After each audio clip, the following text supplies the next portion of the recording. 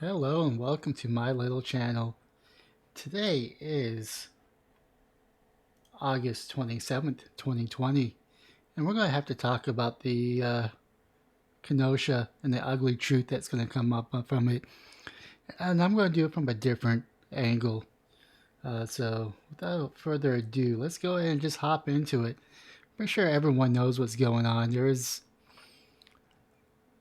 There's riots, and it was started by some cop shooting a man in the back 7 times as he was resisting arrest and resisting complying with the officers. I'm not going to go into depth about that, but we really need to talk about uh, the suspect that was recently, a couple days ago, that shot 3 men, and sadly, 2 people are no longer with us. But that's actually not the complete truth. The complete truth is really it's the backlash of it. I mean, here's a perfect example. Trevor Noah on double standards considered black victim Jacob Black, or Blake, I'm sorry, and doing quotes, white supremacist terrorist Kyle Rittenhouse. The answer is not that the gun doesn't matter as much as who holds the gun. To some of us, black skin is the most threatening weapon of all. I hate to break it to you, Trevor Noah. That's not exactly the case. Unfortunately, that's the ugly truth. Is that there are people out there that are going to use these two examples since they happened in the same city, semi similar circumstances. You got a black person and you got a white person. The cops shoot the black person and they arrest the white person, and they think that's the double standards.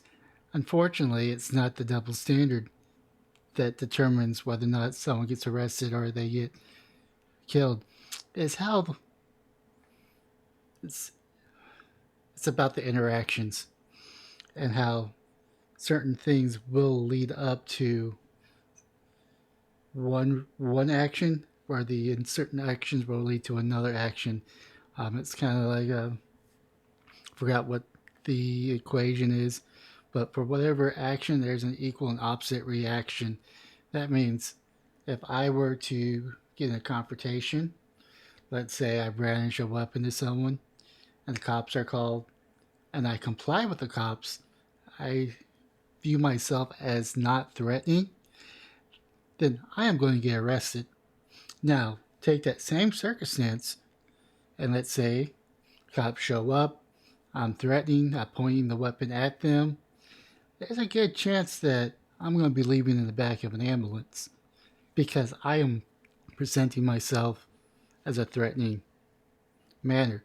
That's the underlining truth between what happened with Mr. Blake and what's happened with Mr. Rittenhouse. But the ugly truth behind it is just because what I'm saying has truth to it, the other side of it is perception of what's going to happen. And that's the ugly truth. Because you only have people with sane minds like me to understand that there's differences and understand the nuances of between one interaction and another interaction. But then you're going to have people like Trevor Noah. You're going to have people like the rioters that, from my understanding, actually attacked Kyle Rittenhouse. And that is the truth. I mean, he was defending himself. Unfortunately, unfortunately, the truth doesn't matter. And that's what makes it ugly. The ugly truth is the perception that this is going to be politicalized and is going to be misconceived or miscombobulated to you got a black guy and a white kid, different results. And there's going to be people out there that are going to say, why isn't the law treating people fairly? And they don't understand the nuances. They don't understand when the cops come, you comply with them. I'm not saying that you have to be super respectful and say, yes, officer, no, officer. I mean, you could be civil disobedient just by standing there. And that is one action that you could do that will probably not put you in the back of an ambulance. The part that most people don't want to understand, particularly the rioters, is the cops out there are there to keep law and order. They're there to keep the peace. And once you or any individual goes against that, that becomes a threat, they have to neutralize you. And this is just me coming from, I guess, my military experience. So, unfortunately, the ugly truth is that this isn't a black and white matter anymore. No pun intended. And people are going to see these two individuals separately. They're going to see them, one, a person of color gets gunned down mercilessly from cops, and then you have a white kid that's still breathing today, and he's killed two people, and he shot one person in the arm.